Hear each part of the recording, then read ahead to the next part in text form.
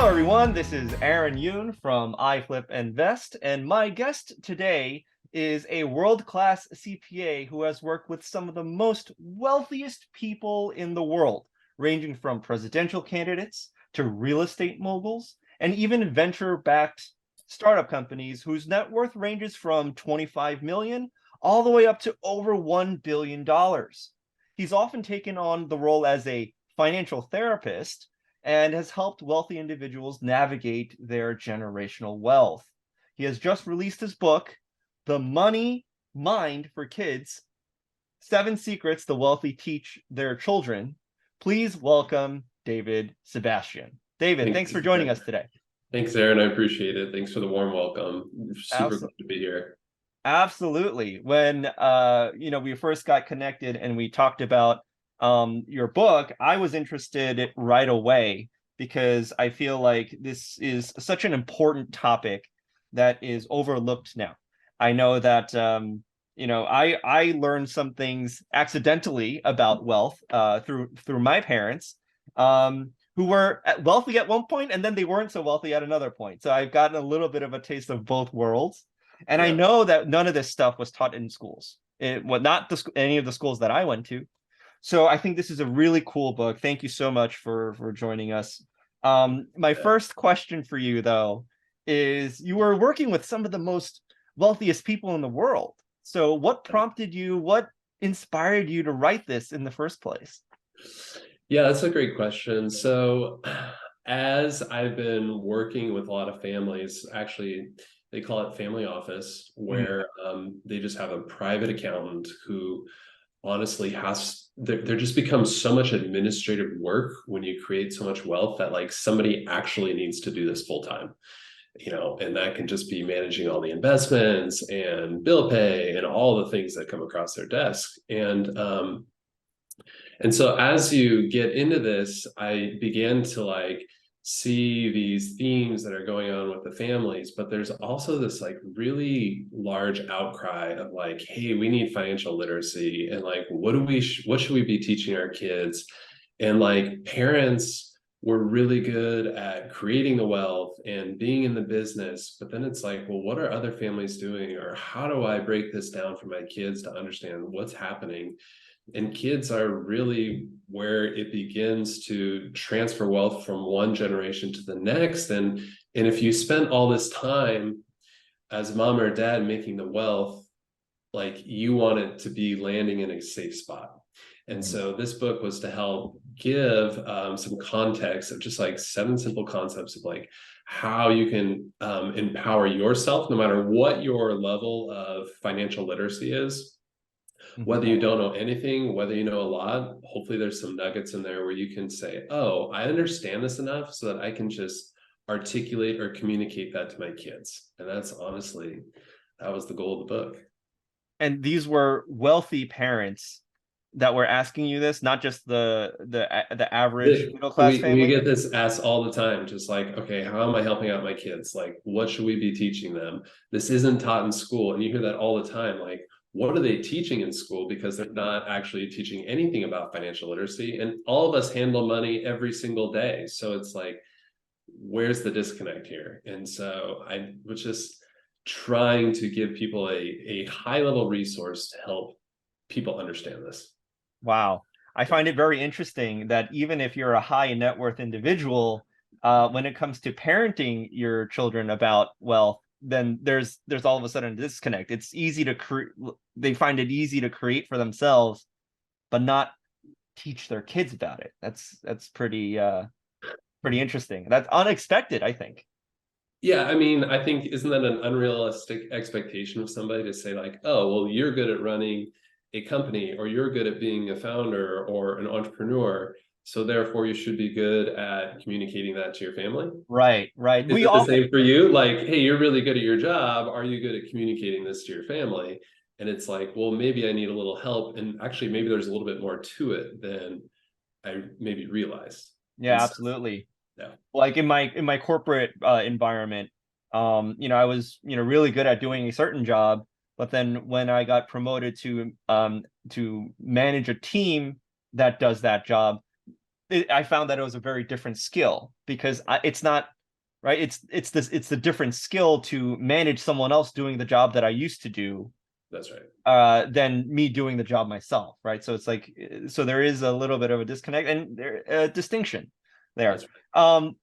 In your book, you talk about how wealth creation is the same as creating value, which Mhm. is also synonymous with solving problems. Yep. Solving tomorrow's problems today, right? That's like the best type of value to be created. And I Mhm. think we have no shortage of ideas on how we can make the world a better place. But where we get stuck is the execution of said ideas. Sure. And you have a very interesting like toolkit. You have a very interesting piece of advice on that. You call Yeah. it the three sets. Explain to us what the three sets are and how people can use it to execute their problem solving ideas. Yeah. So three sets would be your mindset, your skill set, and your tool set. And so I think of it like give an example of a chef. Okay, so chef, they're in a great big kitchen. You can like smell the aromas coming out of there, and you're just like salivating, ready to see what they're going to give you. Right. But a chef has the tools, so knives. You can think about what this menu looks like. They can have the pots and pans, but they also have this skill set of, okay, well, how do I actually cut or dice the food? Because there's certain cuts of meat, there's certain cuts of vegetables that are more presentable than others, right? I'm not just going to mash up everything and then throw it in there. I want it to look elegant and pretty. Right. And then there is the mindset of the chef, and that is like the creativity. It's the understanding of like, how do I want this to look like? And what kind of atmosphere do I want this to be in? And so when you're looking at all three of those things, there may be missing pieces. Like I may be a world-class chef, but if I only have plastic forks, Mm. plastic knives, I may be in trouble as to what I'm going to create, right? I may not be able to dice it the way that I needed to, or make those cuts as clean as I wanted. The same thing with the mindset. If it's lacking, you may have all the tools in the world. You may have like the best fruits and vegetables, and you may have the skills. But if you don't have the attitude to say, hey, maybe my dish doesn't work the first time, I need to try it again. Or Mm-hmm. maybe I need a higher level or standard, or maybe I'm not, I'm maybe kind of lazy and don't really want to work hard at this, then that's going to show as well. And so I look at those kind of three things and say, all right, well, where is the missing pieces of this, right? Mindset, skill set, tool set. And when you look about it in that framework, it can be helpful to say, well, hey, maybe there's just a gap in this area. Like it doesn't have anything to do with my kids' ability to do math. Maybe it's their ability to like make a mistake, and then to learn to make a mistake and to follow through with that, knowing that they can improve in the future. And so no matter what situation or circumstance we're in, I think that's a great framework to use. Yeah, I think that it really simplifies it down. I've been saying something similar to like I guess when it comes to your, your skill set and your tool set is like, imagine you're a basketball player that is built like Shaq, right? That is that huge dominant force. It wouldn't make sense to, if you want to compete for NBA championship, it wouldn't make sense to, if you're built like that, to develop the skill set like a Steph Curry, for example, who can shoot from Right, like half court. That wouldn't make sense. Not a good fit. So right. I do think there is certain piece of like, what is a good fit for you? What are your strengths? What are your weaknesses? And a sense of self-awareness that's really important when it comes to any endeavor. I'm talking about trading and investing specifically, like with iFlip. But Right. one of the things that you talk about, um, one of the things that actually is interesting to me, uh, we just had a we just recently had an event in Dallas, where Hmm. we had a couple of my friends actually show up to teach about trading. And these two individuals are, I look up to them as mentors because they are fantastic traders. Yeah. They're one of those people that trade with ease, right? They never really struggled with it. Uh, Whereas for me, I've been struggling with it still for years, and I've just totally. been chipping away at it. I'm one of those, right? I'm not one of Uh, those geniuses that figured it out in a month. Um, but I interviewed them, and as I got to hang out with them and know them more, one of the things I realized is they both grew up with parents who were in the financial industry. They mm, both grew up. One of them, the parents were brokers, and the other one was their parents ran hedge funds and stuff. They grew up with this stuff, sure. and I was like, that has to play a part in that. My parents didn't invest at all. My parents currently, and my grandparents, they didn't invest at all. They're pretty much currently retired right now with nothing but Social Security. So Hmm. it's a very different upbringing.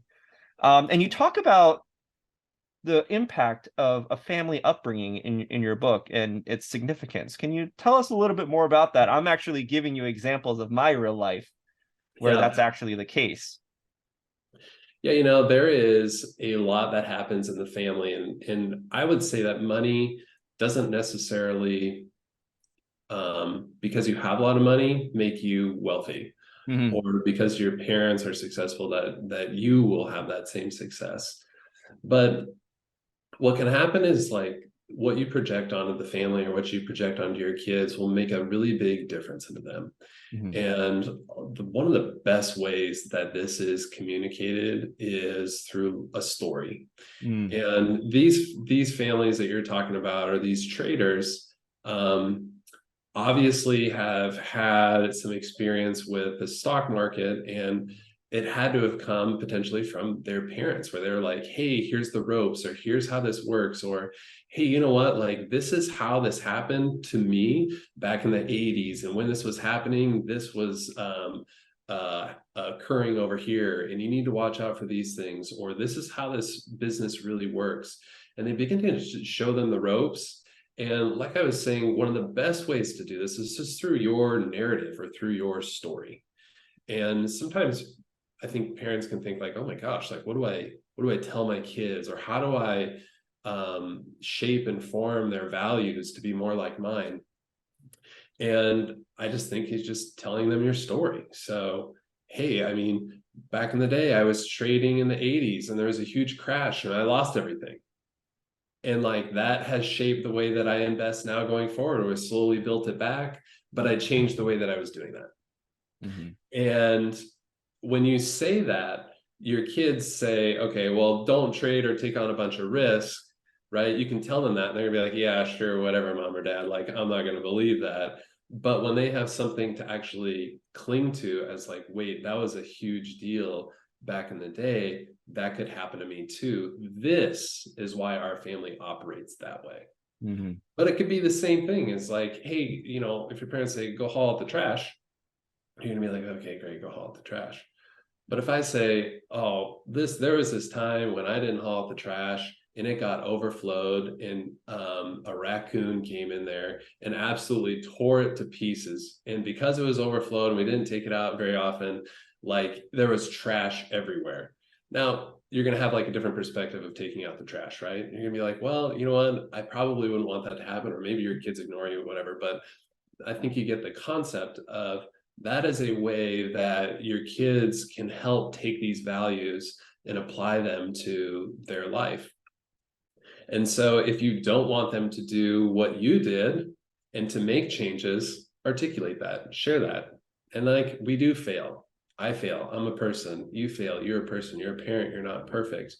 And having that vulnerability with them can just be a tremendous asset to how they think and reason in their life. Absolutely. I I want to I want to dig into this just a little bit more because I was raised with my parents are immigrants, and many immigrants are entrepreneurs. They have they're self-employed, they run their own business. My parents came to America in the late 70s and 80s when when immigration was very, prominent, and Hmm. business was booming, and all that stuff. However, they didn't do very well. It was very, very much the opposite of most immigrant stories, where they come here with nothing, and they work hard and then they succeed. My story is a little bit the opposite. My family was incredibly wealthy in Korea, and they Yeah, came here and they basically slowly lost it all over time. That's the short yeah. version of it. It took a few decades, but they lost it all. So Something I to hear was about. told, I was raised with this idea that they're like, business is risky, don't do it. Get a good job, go to college and That's get a good right. job. All right. And I think you don't need to come from a immigrant family to have that as a theme in your life. I think that's a very common theme, but that's how I was raised. But then get this, I graduated college smack in the middle of the global financial crisis in 2008. Yeah. And so all this notion about like, oh, get a good job, that's the safe way to go. You don't want to do business like us, it's risky. All that went out the window when no one was hiring in 2008, 2009. Hmm. And that's really kind of the beginning of my journey. But so I had these like conflicting beliefs.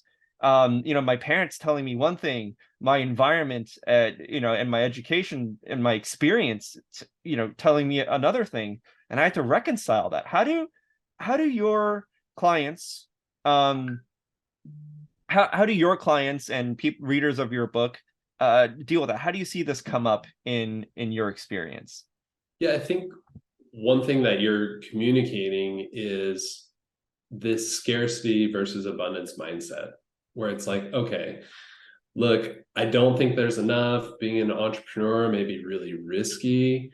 And like, hey, I don't know if there's actually enough out there. And so like, let's just play it safe, and let's cling to like what we know. And that scarcity mindset is something of like, hey, there may not be enough, or I'm not sure if we can take a risk, how that's going to happen, or I'm not scared. I'm scared to have failure in some way, shape, or form. But the abundance mindset is like, yeah, there'll be failure, of course, but guess what? It'll work out. We'll turn it around. Something will happen. And if it doesn't work the first time, it'll happen the next time. And I think of Colonel Sanders, who created KFC. He tried and tried and tried and tried. You know why there's an old man on that picture? Because it took him until he was like in his late 60s, 70s to finally come up with the recipe, but he did. Uh-huh. And so that mentality is hard to break out of. And what I like to think about it is like this scarcity mindset is like kind of working between just a safe, not too high, not too low, right? And you just kind of like go in between this like nice, comfortable place. But the abundance mindset breaks you out of that and saying, like, well, hey, this may go up, it may come down, but guess Mm. what? It's going to come back up again. And I'm going to continue to achieve or succeed no matter what the circumstances are. So you're doing something and it was successful, and then the markets change. Well, guess what? Markets change. So we're going to figure out another way. Yeah. And so I think that is a more powerful perspective to say, am I playing it safe? Should we play it safe? And also true, taking into effect or taking into account, like, does this make sense for my kids, right? Like, okay, well, maybe they are better suited for a job, and maybe they find a lot of value in their work, and maybe they aren't entrepreneurial, and that's okay. Um, but for those who are looking to take more risk or wanting to be entrepreneurial, don't limit your kids to just saying like, here is where you go into, like, this is the only way. It's helping them broaden their perspective a bit. And if your kids have some inclination to try something new, let them try, let them fail. And Yeah. that's okay, because that is entrepreneurship, right? You're trying, you're failing, you're trying, you're failing. You get some success, you fail, a little bit more success, fail. And I say this in the book, it's like entrepreneurship is like shooting a bunch of little BBs. And then once something hits, you start shooting cannonballs at it. And Mm. so that is like the perspective to take of like how to help your kids broaden their perspective a little bit more as to entrepreneurship and versus maybe being in that scarcity mindset. I love what you said about failure. And the thing that I took away from that was to emphasize the importance of perseverance and grit, that toughness, to never give up. Do you Yeah. have any thoughts or tips or advice on how to create that kind of strength? I equate it to like a muscle, right? No one is just born Absolutely. with Yeah, absolutely. amazing perseverance, but it's something that you got to work at. How do we strengthen our grit and our perseverance in a very chaotic world where it's so easy to get distracted? Social media can Yeah. really be discouraging at times. How do we develop our own personal grit and perseverance? I think a lot of times what I see are families like hedging or making things really, really easy for the kids. So like, Hmm. and this is oftentimes what you hear in affluent families. It's like, okay, and this is what you were talking about too, Aaron, right? Like, hey, I kind of experienced this well. Things were just easy, right? Hmm. Maybe you've got kind of everything laid out for you. Travel was a lot easier because you could spend more money on this. You think about Everything is bigger. everything. Yeah, everything's How bigger. bigger house, bigger everything. Totally. You don't have to worry about anything. But there needs to be an environment where they can try on their own Mm. to succeed or to fail. And I think as parents, we're concerned about failure because, like, oh my gosh, that may break them, the Hmm. failure maybe. But I look at it as let failure happen in small chunks because at some point they will be released to the world, this big scary world out there, and it may happen, or there may be failures that happen in very large chunks, right? And it may be very hurtful and it may be very detrimental to the family's wealth. And so when you're upbringing them and saying like, hey, that was a real bummer that that happened. And maybe you see it too as a parent, like, oh my gosh, here it comes. Like Hmm. this is gonna be a mistake. But being hands off and letting them learn for themselves is a really, really powerful tool. And so I think about it as like stair steps. Mom and dad created wealth. And so it happened little by little, right? They had all these failures, successes over and over, and they learn to persevere through those things. Well, if a kid comes up and receives all the wealth at the top, but didn't have any of those success or failures, they're going to be thinking about the wealth differently. And Hmm. so, how can you create an environment inside your home where, hey, you do have to be disciplined and you do have to do things on time, and there's repercussions if you don't. But I think I think about this analogy of a candle or a fire, and you can have a candlestick where you're like guarding the flame, right? Because you don't want to get blown by the wind. Hmm. Or you could have this fire where when the wind comes, it just stokes the fire and makes it go even brighter. And Right. I think that's the perspective between guarding versus making something that's like, hey, no matter what happens to my kids, they're going to be resilient and they're going to continue to persevere and they are going to flourish in whatever environment they find themselves. Yeah, I think resilience, I love that word. I think it's such an important trait for not just as a trader, which is, what I'm aspiring to be. I'm aspiring to, really refine my trading craft, and resilience is such a key psychological component to keep your Yeah. account in check. I think and I learned that in sports when I played sports when I was younger. That was really learning how to lose is almost as important or even more important than learning Oh, how to absolutely. win. Yeah. And you hear that in professional sports all the time. I love that. Yeah. Your nephew has an interesting saying when it comes to things of this nature. Things He's like, about he always tells me, he's like, the struggle is real. And you're yes. like, the struggle is real sometimes. And like, he's just coming into life knowing that this is just how it can be. And, but I think there's a chance there for that resilience, right? Where it's like, hey, you know what? This is just a natural part of life. Things aren't just as easy on your iPad or your phone when you're going into social media. You pull everything up in the touch of a button. It wasn't always like that.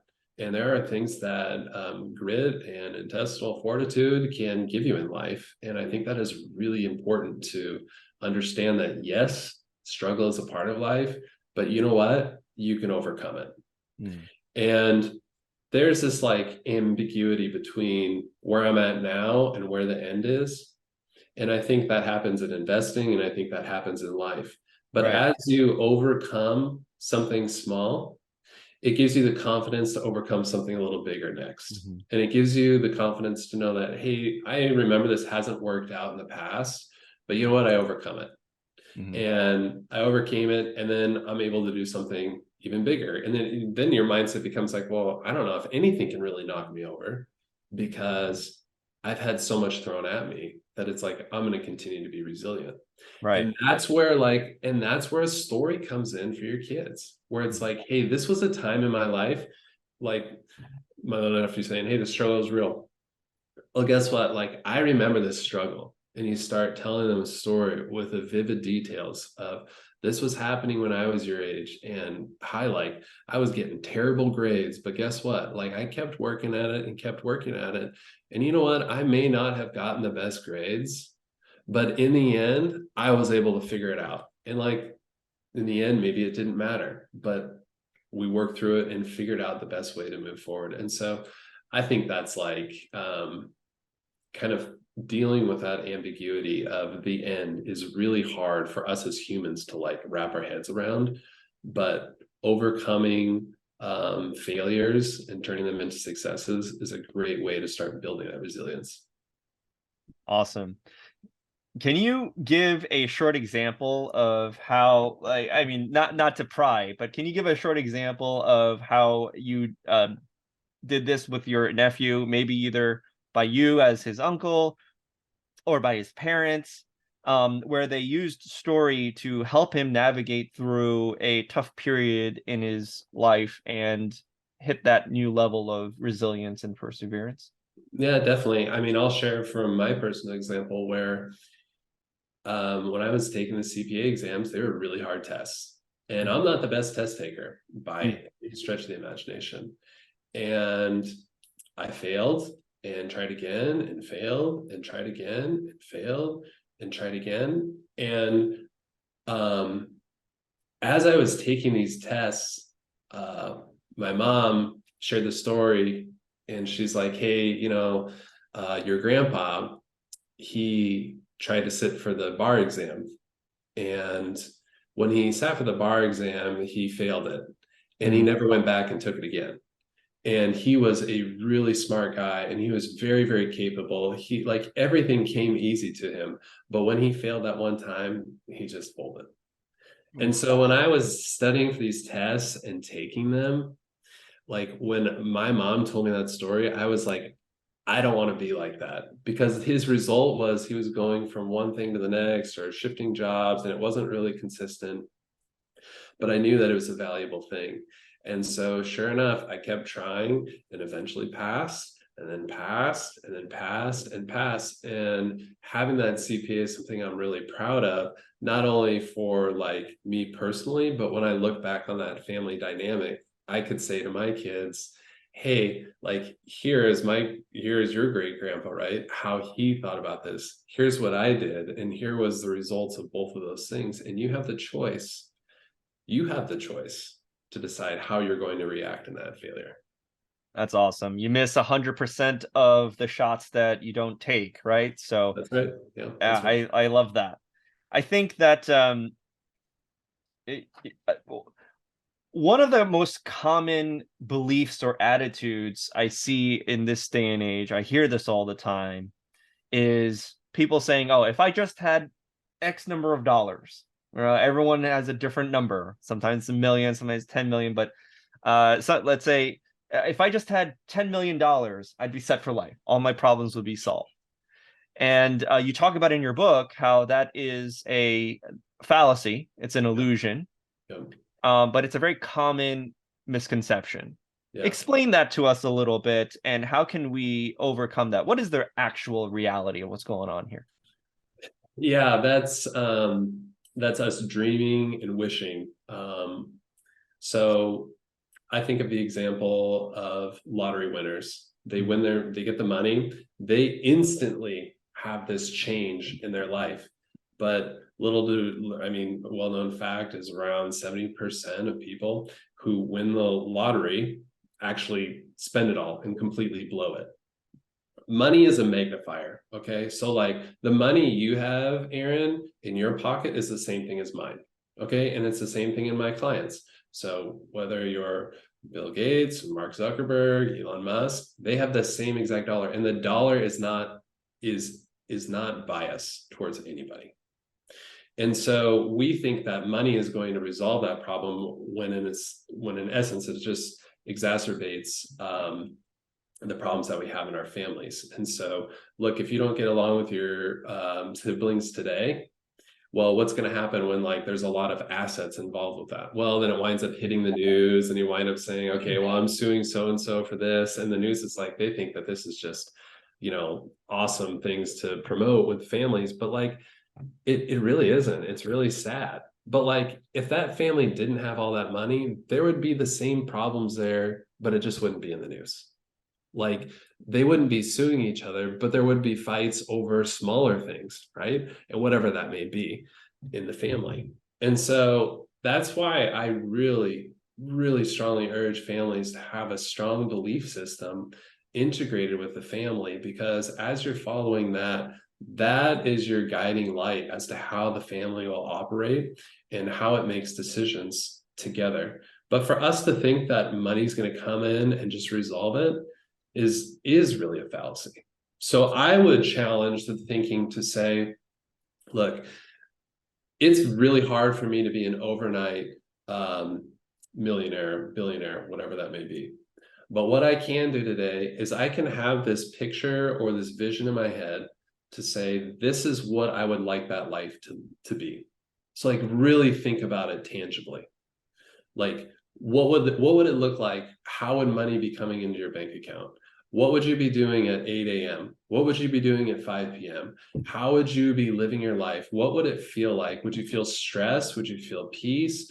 Would you have a bunch of kids around you? Like, where would you be living? And you start thinking about that as your end goal. And then I think about, well, where are you at currently? And then is there a small incremental step that you can take towards that? So it may be saying in my bank account, I want $20,000 to be coming in a month. Okay, well, $20,000. Well, to get to $20,000, I need to start by having $1 come into my account. Mm-hmm. And then you start doing that. Or I think that, man, I would really love to have an administrative assistant or somebody to take care of all of the things that I got going on in my life. Well, guess what? You could go and actually hire somebody today on a fractional basis that may be able to help you do that today to start taking off that load. It may not be full time, right? But it's hard, I think, for us, we sometimes think that it's all or nothing, but there are actual incremental steps to get there. And as you're making those steps, you begin to say, hey, that is becoming more and more tangible. This is my guiding light. This is my goal. This is my dream that I have that I'm making those steps towards. And the opposite thinking is saying, hey, if I just got all this thing, or if I received all those things today, I would have it made. But you wouldn't have gone through all those steps or the struggles to get there. And so yeah, I totally agree that the fallacy is, if I had it all today, everything would just get taken care of, which is really not true. And I think that people who really strongly believe that, or maybe believe it but they're not aware of its of the dangers of believing that, is a lot of where people succumb to the temptation of these get rich quick schemes. Mm-hmm. And we've seen a lot of the crypto in the crypto world. We see this probably the most nowadays, where people they buy Dogecoin to try and get rich quick. It doesn't work out. So then they double down on the next meme coin that's supposed to make them a millionaire overnight. And we see that kind of scale into almost oblivion, right? Because you keep doubling down. That's kind of what happened with that's kind of what happened with my family. they kept doubling down their investment into something riskier in order to like make back what they lost. Hmm. So what kind of mindset is happening there? Because I think that it's very difficult for someone who is in that mindset to do what you just suggested, Yeah. where they're like, oh, okay, I got to start small. I got to create incremental wealth. Well, if you're down and you're wounded and you're tempted to double down or triple down into something riskier, how do you resist that temptation? Yeah. I think it does start with a mindset in that really successful families think about a quarter as 50 years. So think Mm, like their quarter is not 3 months. They're right, saying, hey, every 50 years is how we're thinking about or moving wealth. And so a term we call is patient capital, where it's sitting there, it's ready. We may not be ready to invest it. We're not looking at the short term, we're looking at a very, very long term. And so the mindset that you're talking about is, hey, I know I want to do something. I want to do it quickly. I want to make a lot of money fast. But I really think of money with a garden analogy, where how in the, when you're planting a garden, it takes like planning, it takes thought to make a really beautiful garden, right? right. And you're not just planting things in random spots. And also, when you plant something, it doesn't just grow overnight. I mean, that's absurd. Technology has kind of changed the way we think, in that, we get a Google search instantaneously, but actually, money works similar to how the physical world works. And that when you plant something, it takes time for it to grow. But guess what? Some of the most valuable things in that garden, you think of these really tall oaks, or I used to live in the Bay Area and I loved the smell of redwoods. But Okay. these redwood trees took so long to grow. But when you look at what they do or what they are, they're just these beautiful, beautiful trees. And that takes time to grow. And so when you're taking that mindset of a quarter is 50 years, okay, well, it is going to take time for wealth to build. And I think that's where we fall into that trap. And it is so easy to fall into that trap of the instant gratification. But giving money time to grow, giving that seed time to germinate, watering it consistently. I mean, how many times do you have to water a plant, Aaron, to like watch it grow? A lot. I mean, you're like sitting there, it's like, all right, well, I haven't even seen anything. And when it comes up, it's like, Yeah, it's like, is that, it may have even a couple little leaves on it, if that. And so that's my perspective, and really seeing like the successful families aren't shifting around a lot of things. They are just, hey, this is what we decided. We've known this to work because of how our family made money to begin with, or the consensus of all of our advisors, and we're going to stick to this. That's the same thing when markets are going up and down, right? Everybody wants to change and everybody wants to move their strategy or try something different. But when you're sticking to that strategy, that tried and true, and you know that it's going to work because of that resilience you have, you know that in the ambiguity, it's going to happen, right? You trust in that, you believe in that process. And yeah. so I love thinking about it long term, and I love thinking about it in incremental steps as well. Like, we're slowly making money, because if you're making it fast, it normally comes fast, and it normally goes pretty fast too. Right, right. I'm so glad you said that. And it reminded me of something I read somewhere. I'm not sure if it's true, but I think it was just meant to be a parable of sorts, is that bamboo, when you grow bamboo, it grows underground for like 5 years. So you're Mm. watering it, you're nurturing it, you're doing everything, but you don't see anything for 5 years. And then I think in the next like 1 or 2 years, it sprouts up to, 10, 20 feet, wherever. And Wow. so you see that Yeah. shift very, very quickly, but It's, you have yeah. to And it's the commit, and same you have to thing. recognize you have to commit to it for without any kind of reward visibly for about 5 years first, right? Yeah. And it's the same thing as like people think that there's like an overnight success. And you're like, an overnight success? Are you kidding me? like all of a sudden they ring the bell on the stock exchange, they've made all this money.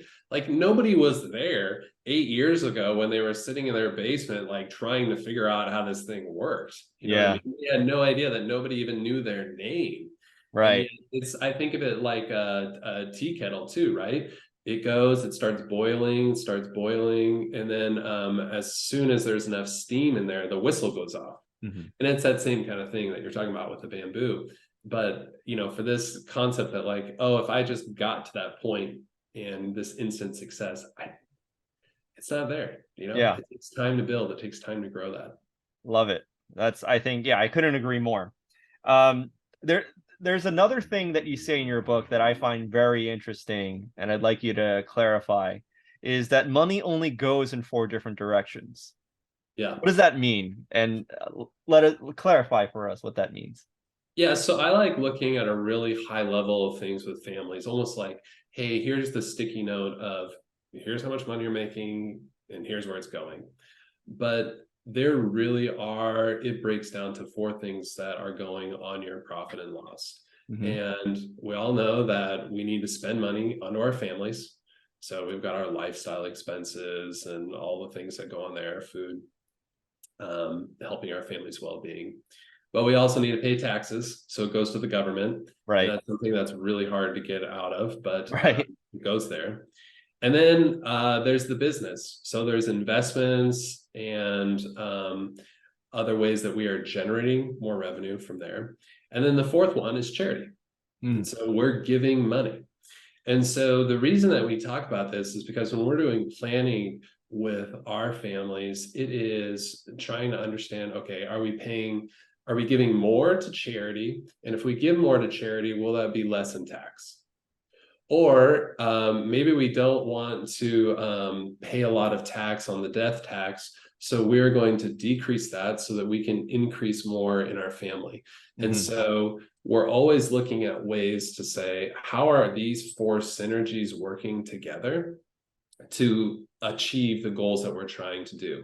Because some families aren't charitably inclined, right? They're just like, hey, I don't want to pay taxes. I just want to give it all to my family. Okay. Or I just want to make a bunch of money. I don't want to pay taxes. Or and some families are very charitably inclined where they're like, I want all of my investments and everything that I've made in my life to go to charity. And so there is a lot of room for planning in there, but coming out with that mindset to say, what is it that I really want? Mm-hmm. How do I want that money to flow? Now, for you and I, it's the same perspective too. We know that business owners, they pay the least amount in taxes Mm-hmm. because the way they can structure it, right? If I'm a W-2 wage earner, I pay my taxes before the money even hits my bank account, right? Right. So I'm getting net pay. The government has already taken that out. However, if I'm a business owner, I know that I can take all the business deductions out of there, and then I'm paying taxes on what is earned after that. And then I actually may even want to decrease my taxes further by giving some to charity. And what does that do? That, obviously promotes more well-being as me as a human being, but it also opens up the possibility that I could have more for my family too, because I am paying less taxes. So these four things are always in harmony, or maybe not in harmony with each other, but they're always working together, whether we realize it or not. Yeah, I think that's wonderful. And I never really heard it quite that way before, but I think it's true. Everything falls into one of those four buckets. And the balancing act of all four is something that I think a lot of people who struggle with their money are either unaware that there's even those four buckets, or Mhm. they think that they're powerless to do anything about it, That's right. right? And so again, it goes back to the mindset thing. So I love good processes. And this is just me. I love things working efficiently. And one of the reasons I love being a CPA is because you can help families be working efficiently. So you can take a balance sheet and say, hey, look, we could actually take this asset over here. We could leverage it to make more business income. But in return, we may be creating more deductions as well, which may be, decreasing taxes. And then, hey, we're increasing cash flow over here, which is also helping out the family.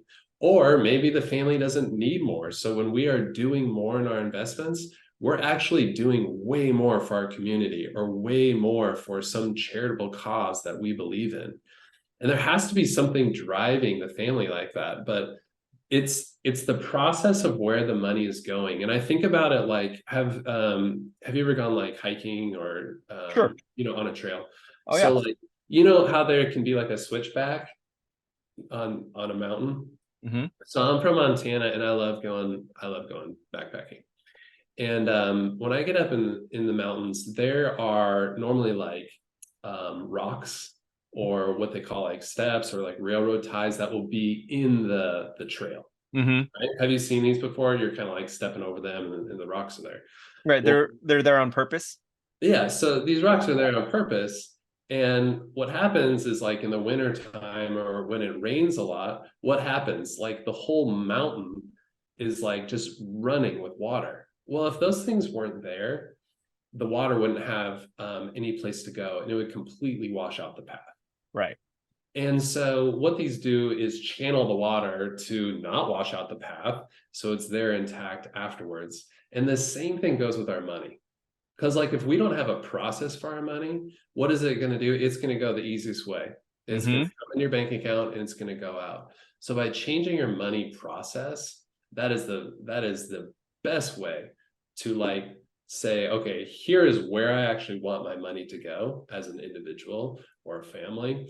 And then this is how it's going to flow because I've already trained it to do it that way. If I don't or haven't thought about it, it's not going to go that way. It's going to go the path of least resistance, which is normally to like, I don't know, there's a lot of easy ways to spend your money. Oh yeah. Pick your There's poison, you know?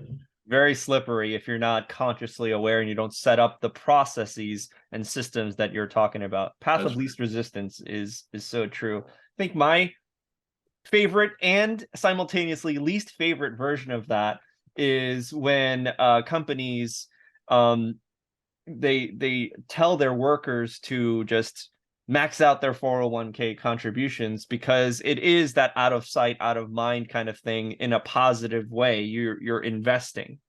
Now, the part I don't like about that is the investment vehicle that it arrives in. I think That's right. there's much better options than that. But the habit of, oh, I'm going to automatically take a portion of my earnings and invest it, that's a really good thing.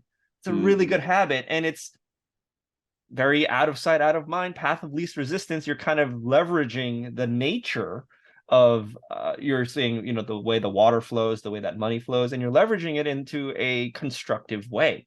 That's right. um it would just be even more constructive if the vehicle was better. That's a different topic though. We talked Right, about that right, in other videos. yeah. uh um I like the it's November 2022. We're amidst this recession that's looming over our heads. We got to talk about inflation. Hmm. And I've seen a lot of ads, emails, posters in the streets and in banks and stuff about savings accounts increasing their yield, right, to like 2.5% or whatever it is now. They're like, oh my God, look at this new rate. It's higher than it ever was before. Right.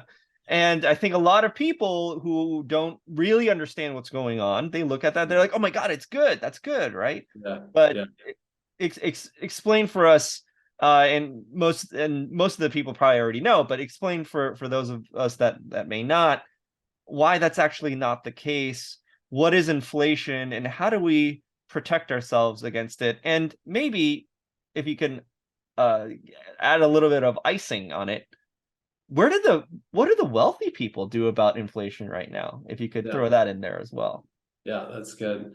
Well, so, going back to, so interest rates have increased. Mhm. And so banks feel like they can pay out more interest because those interest rates have rise. But what is actually happening across the United States right now is that the cost of goods, I don't know if you go to the grocery store, but like everything is more expensive. Oh yeah. Like Is everything is. And so interest rates were a lot lower call it a year ago. And so banks had nothing to give, but as interest rates rise, they're able to give more interest to their customers. But I kind of think about inflation like this example. So I had a friend, and he had his grandma and grandpa, they bought these houses in San Francisco for like $25,000. Mm, Like I wish. $25,000. That's the exact answer. I wish. Yeah. Back then, $25,000 felt like so much. I mean, mom and dad, or grandma and grandpa were like making $5,000 a year, right? But they were making $5,000 a year, and that was able to pay all of their insurance and the food and everything. And it was a stretch for them back then. Well, over the course of time, what happens to that real estate? Well, right now, if you Google it, it's worth millions of dollars. But like, the reason that it's worth millions of dollars is not because the property, okay, like the dirt is still the same, right? But the reality is, like, money continues to inflate over time. And so that's why when you talk to your grandma and grandpa and they say, hey, look, back when I was your age, we would buy that piece of candy for a penny. Mm-hmm. It's like, well, guess what? When you're talking to your grandkids, you're going to say, back in the day, I used to buy that piece of candy for $1. And then when they are your age, they're going to come back and say, like, I used to buy that piece of candy for $50. Right. And so what we don't realize is the value of the dollar today is changing into the future. And so that is what inflation is doing. And so it is inevitable that inflation will continue to grow over the course of time. And so if we're thinking in our mindset today that, hey, I'm making whatever you said on the interest, 2% of interest. Oh my gosh, this is great. Well, guess what? You're already behind, because inflation right now is 7%. So it's like, okay, like, you're getting 2%, but if inflation's 7%, you're losing 5. Mm-hmm. And so the idea is that you always have to be growing your money. If you're not growing your money, it is actually losing. And so when I talk to investment advisors or we're discussing wealth, it's normally, hey, how much money are we making net of tax, net of inflation? So I can come to you and say, Aaron, I just found this great investment. We made 8%. And you're like, well, that's awesome. Because I mean, you actually broke even because inflation's 7. And oh, by the way, what were taxes? And you're like, oh, I don't know. We didn't talk about the taxes yet. Well, Yeah. then you probably actually lost money on Right. this. And so our perspective of, even though you're getting that 2%, like, everything is rising with you and everything continues to raise its prices. Well, why does that happen? Well, now because prices are rising, the gas prices are rising. Well, when gas is rising, what does that do? It makes your food more expensive. Because your food's more expensive, then you're like, okay, well, I need more money to pay for this. And it's like, becomes like this endless chain of going through the system. And so I share this example in my book. It's from Alice in Wonderland, and Alice comes out through the bushes, and she sees this field, and it's like a checker field, and there's rolling hills, and this beautiful lush green land, and she sees the Red Queen there. And the Red Queen's like, are you ready? Let's go take a run. And so the Red Queen keeps going and running. And then the Red Queen's like, faster, faster, faster. Alice, you have to run faster, faster, faster, faster. And so she keeps going. And then finally, Alice is like, you have got to stop. I'm exhausted. Yeah. So she stops. And when she stops, she looks around and she is in the exact same place. And like, that is what can happen with inflation. We may feel like we have $1,000 today in our bank account, but tomorrow we may have 1,500. That's actually the same amount of money that we had before, even though it looks different. So our mindset has to be saying, how much should we be having with inflation, and where are our accounts based off of that?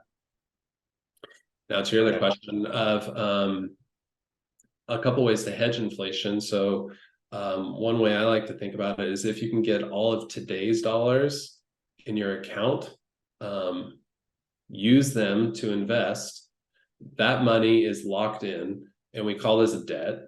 And as debt is locked in, the opposite effects, or the opposite thing is taking into effect. Because what happens on a debt payment? I begin to pay the same amount every single month, right? Well, guess Hmm. what? My dollars are growing because of inflation, and it becomes easier and easier and easier to pay off that debt because of the inflation dollars that are growing. So a similar thing this happens with like real estate. You go, you get all of the debt dollars today, which is great. You get to purchase the asset, and you get to pay them off with tomorrow's dollars, which are more valuable. The other way that I see people hedge inflation is through life insurance, where it's the same thing happening, where I get to put money into a premium that is a fixed amount, okay, and that amount doesn't change. But what happens is my value in the account, the equity in that account continues to grow, compounding, and Hmm. so does the death benefit over time. But I still get to put in the same amount of dollars. And Right. again, so as inflation occurs, those payments become easier and easier over time. You're Does that make sense? leveraging the time value of money. That's Uh, exactly right. right? A dollar today is worth way more than a dollar tomorrow. And That's this right. example kind of reminds me of a thought exercise. I don't remember where I heard this from, but I did find it very profound. If you had and I want to know your thoughts on this too. If you had a loan, I suppose, right, an opportunity to take on debt for, let's say, 10%, right, at a 10% per year, all to put it into an asset that grows 10% per year. Would you Mhm. do that? And a lot of people say, well, I don't know if that's worth it, right? I would need to be gaining way more than the debt, right? 10% and 10%, like that just kind of evens out. I don't think that's worth it.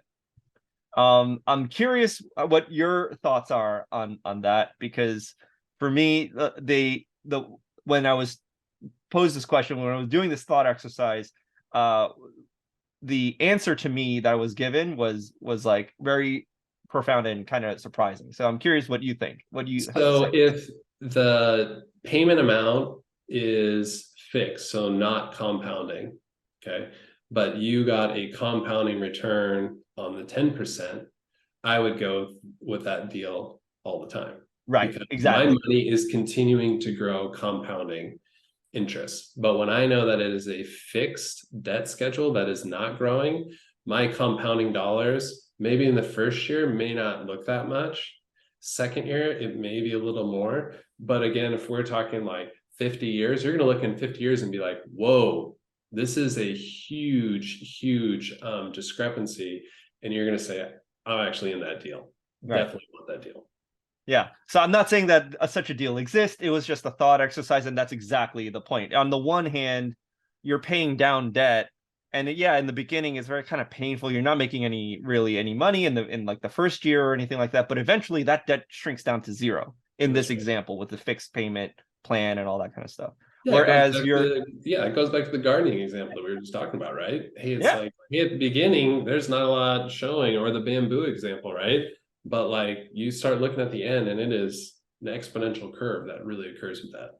absolutely. Yeah. So what you just said with that example about hedging reminded me of, the good debt versus bad debt, right? Good debt is where you're able to do what we just said in this example, right? You're able to leverage Yeah, debt, and you're able to create an asset out of it. Whereas yeah, with bad debt, I mean, I guess, borrowing money to buy a depreciating asset like a car or something like that, for example, might is a little bit different. It's a little bit different, right? yeah. I You're mean, paying we're a always premium. financing something in our lives, right? So like either we're financing it by our own savings, or Hmm. we're financing it with other people's money. I'm a big proponent of using other people's money, Right. because sure, it may cost as a debt payment, but um, it's their money and not mine. But then the question becomes, what am I doing with my money that can make more than the debt or interest payments? Yeah, So exactly. yeah, so that's kind of like where it always comes down to, because if you don't have a way to do that, then it's like, all right, well, I don't want to do that. I might as well just pay it in cash and not feel like I have a lot of debt. Yeah. Final thoughts. I have a couple of things that I'm curious about. I want your opinion on. I read somewhere that financial disputes is a leading cause of divorce in marriages, at least in America anyway. Mhm. So I'm curious if you've seen that as a pattern in your practice, and if so, what are your thoughts on it? How can we prevent it, and all that good stuff? Yeah. Divorce is really sad. And, obviously you see those cases where people think that, oh, we'll just, split the business 50-50 and we don't need any lawyers or legal in this. And then pretty soon it becomes like, now we got a lawyer and the other person, and it becomes kind of an ugly thing. And I think this really goes back to the example of money exacerbates problems that we have in our relationship. And so I would ask the question, are you completely open in all areas of your relationship? Or Mm. is money something that is like not open? And I think having a strong conversation around the process of money as to, hey, how much is money going to these four ways? And there's a lot of people who have a lot of different philosophies about this, but I think it all does come down to communication. As to, it's a really hard concept to talk about, and it's hard to let go and to be unselfish, right, with your money. But marriage is two people becoming one, Hmm. and that's the same thing with your finances too.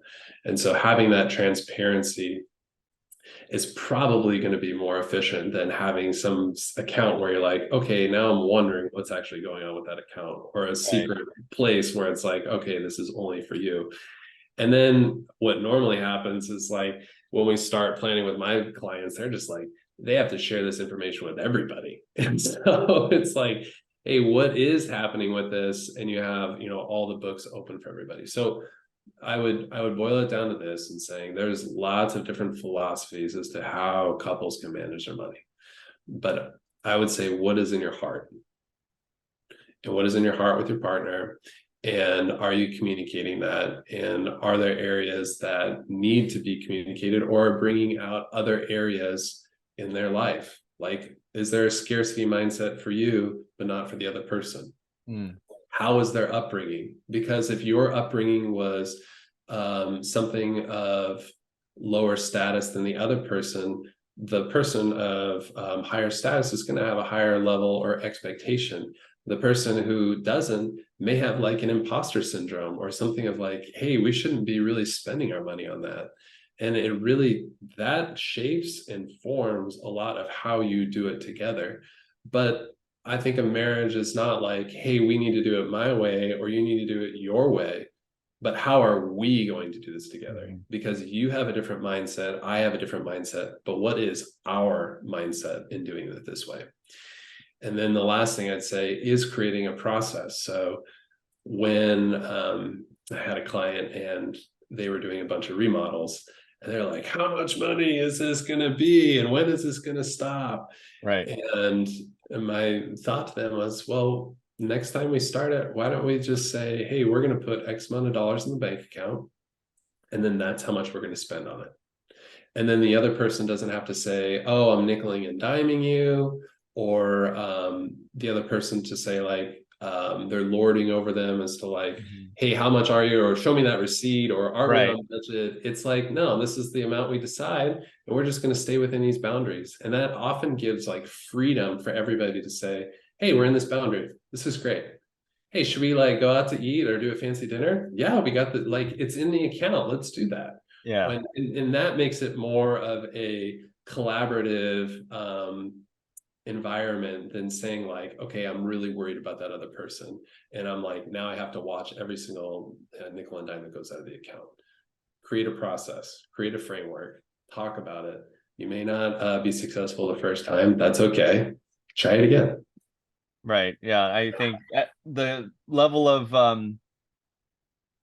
you're managing expectations when you do that, right? And That's right.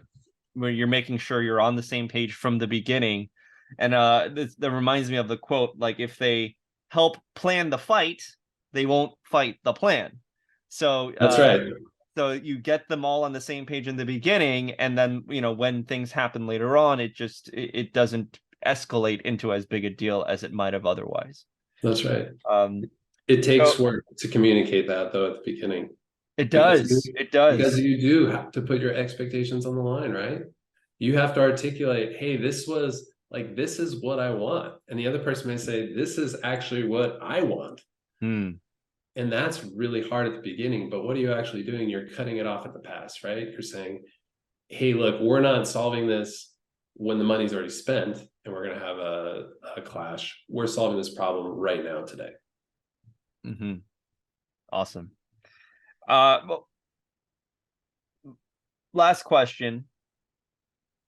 What is the number one question that you get from parents about wealth creation? Yeah, it normally comes like, I don't want to spoil my kids. Okay. Or like, basically like, hey, we made all this money and like, I don't want to spoil them. And what do I do? And that's where I think of going back to the lottery winners. If your kids don't have some sort of financial mindset or backing or resilience as to what to do with that money, they are going to follow what they know. Mm, So if I give you $100 today, Aaron, you'd probably have like a good idea of what you want to do with that. right. And you know what? Actually, probably if I give you $10,000, you'd probably have a pretty good. I feel like you're a pretty savvy guy, right? Thank You you. work for IFLEB, and you're like, you're going to put it all there, right? And they're going to take care Officially, of it. that's what I'm supposed to say around. So Whoever's listening, that's but what happens if I give you $1 million? Hmm. What happens if I give you $100 million today? Like, you're going to take wherever you're comfortable with your money and your mindset, and you are going to apply, let's say you know what to do with $10,000. You're going to take that $10,000 mindset and apply that to the $100 million mindset. Mm-hmm. But what happens is there was a lot of growth that happened between the $10,000 mindset and the $100 million. And that is where families are crying for, like, I need financial literacy. I need help with my kids, because how do I get them to grow from this mindset all the way up to where we're at today? Mm-hmm. And so it needs to expand, it needs to grow. And we are human beings that take time with, emotions and feelings and ups and downs. And like, it takes time to teach kids as to how to manage their wealth. And it's actually a process all throughout their life, starting from when they're kids to how are they going to work or what are they going to do as a vocation, because that's an integral part of who they are as an individual. And then how is that going to grow into maybe being a trustee? And then how are they going to get the skills to be a trustee so that they can manage the wealth? And then what is the family's process for making money? Is there a process? Does there need to be something set in place? And so I think of this example as like an adaptive versus a technical approach. And so there's this example of a dad, and he gets in his car and he's like, man, these brakes are warped. I mean, like, I'm hitting these things. I don't know if you guys have ever been on sat in a car with warped brakes, and you're like, what is going on here? Like, stop, right? And so he goes to the mechanic, he gets them fixed. And then 2 weeks later, the brakes are warped again. He's like, what is going on? Well, guess what? His 15-year-old daughter is learning how to drive. And guess how she drives? Pumping the brake, right? Right. And so the dad has an option. He can say, okay, I'm going to keep going to the mechanic every 2 weeks to get my brakes fixed. Or I need to probably go talk to my daughter and teach her how to not slam on the brakes. Mm-hmm. Which one is more efficient? I mean, the technical one is really easy. I'm just going to pay money and I'm going to get it taken care of. It's maybe a little bit more time. And then it would be the technical approach where you just throw money at it. The adaptive approach is saying, I have to actually go sit in the car with my daughter, white knuckle it, and make sure that she is not slamming on the brakes, but is driving appropriately. And so we see this with families where it's like, hey, it's a lot easier to throw money at the problem. It's a lot Right. easier to have maybe some way that I can fix it. But in reality, it takes time and cultivation. It takes you investing in your kids just as much as it takes time to invest your money. And that adaptive approach, when we look at that daughter who learns how to drive, she has learned how to drive for the rest of her life. Mhm. Versus that technical approach where it's like, I'm just throwing money and fixing the problem. It could be the same as your kids coming and asking you for money. Are you going to give them the money? Which approach is that? The technical or the adaptive approach? You can train your kids to say, having a entrepreneurial mindset with an adaptive approach, saying, hey, you really want that? Like, let's find a way for you to do that. Mhm. And then that creates this environment to cultivate failure, to cultivate success, what you're going to do with your money. And then you're going to learn what to do with $10, and you're going to learn to do with $100. And then it keeps growing from there. And then when you're talking about the amount of wealth that you've amassed, it's a lot easier to have that conversation because there's a framework there. I think you're also creating an environment for the kids to exercise their creativity and That's their right. innovation and practice some innovation, and also provide them a sense of achievement instead of what we see a lot that's very common these days is like the equivalent of a participation trophy. I feel like That's that's right. kind of a technical method as what you're saying instead of an adaptive. So allow them the sense of achievement and how good that feels, and the sense of accomplishment that comes after a struggle instead of just like, oh, this participation trophy that means nothing. Yeah. And let me give you like a really practical way to start. So Sure. like creativity or entrepreneurship, whatever you want to call it, is the space between two known objects, right? It's Mm. like, hey, this over here is happening and the need is here. And then how do I create this need and this value, this space in between? And so how this would work with your kids is, hey, I really want this toy truck.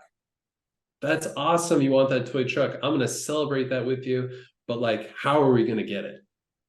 Well, you could give me $10, is what your kid would say. And you're like, well, let's actually find a way where you could achieve that. So, Uh-huh. I mean, it could be as simple as, hey, look, I need something, I need the garbage taken out every single day. And if you do it 7 days in a row, I'll give you $1 each day and an extra $3 if you can do it 7 days in a row. Now, what does that do? It puts like, first of all, a time constraint on this, right? It wasn't instant gratification. It allows them to say, okay, this is going to take a little work. Now I'm going to have to really think about it. And I'm going to have to probably do something every day to do this. And then is that actually going to work? Or what happens on day 6 when they change their mind? Hey, this is great. I got $6 in the bank account. Well, maybe I'm going to go buy some candy instead. Yeah. And so you can see that there could be a lot of lessons that happens in that space. The more expensive it is, the more time it takes. But you don't want to be somebody who is like looking down on your kids saying like, well, I figured it out and you can figure it out too. Because that's like putting them in a hard place. It's Right. like, hey, why don't you teach them to say, look, you can figure this out. And like, I figured this out, and here's some ways that I could do this. And you know what? This was really hard when I was learning this. Here's a story that I can help articulate that. But create very strong knowns. Like, your known today is I have $1 in the bank account. The other known is I need a toy truck that is $20. That's the other known. The creativity is the space in between there. And that is what is called entrepreneurship. That's awesome. A wonderful advice. I think that whether you have kids or not, I think this is this all of that applies to whether it's just yourself, whether it's just your family, your team, your business team. I think it applies everywhere. This lost art of communication, and I think we need to also be a little bit more open and make talking about money a little bit less of a taboo conversation. Yeah. So if you want to have this conversation with your kids, with your family, you want to start building wealth, grab a copy of this book, The Money mind for kids. It's not just for kids, even if you don't have them, it still applies. It's a very easy read. We joked about how I'm not a very good reader, and it takes me a very long time to read things. I'm much better with audiobooks, having things read to me. But this one was a very easy read. So if you're like me, this is not a difficult read at all. Very interesting, very important topics covered. Thank you so much for joining us, Yeah, David. thank you very much. Follow where can people find you on online and on social media? Yeah, you can reach out on Facebook.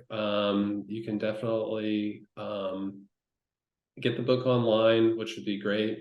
I have when I was creating the book, I wanted to have actual applications for families so that if they wanted to build a belief system, or if they wanted to have an analogy of how inflation works, like there are ways that you can actually do that in the back of each chapter. So it's Yeah, not you have just, QR codes for yeah, a that's bunch of right. So like yeah. you get one of those.